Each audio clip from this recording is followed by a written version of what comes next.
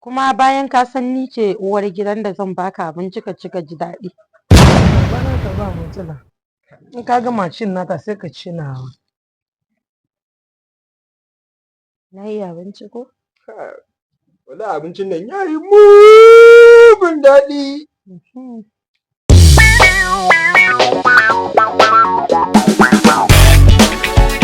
Yauwa na ce ɗan ɗibo mu ruwa in sha da Allah. To na ji.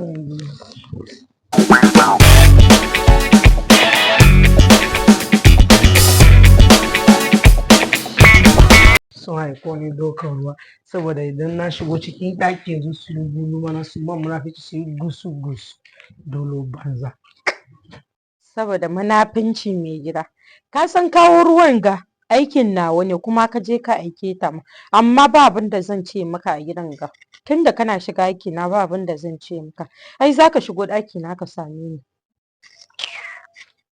Ku dai mata ba a iya muku wallahi. Kwata-kwata ba a iya muku.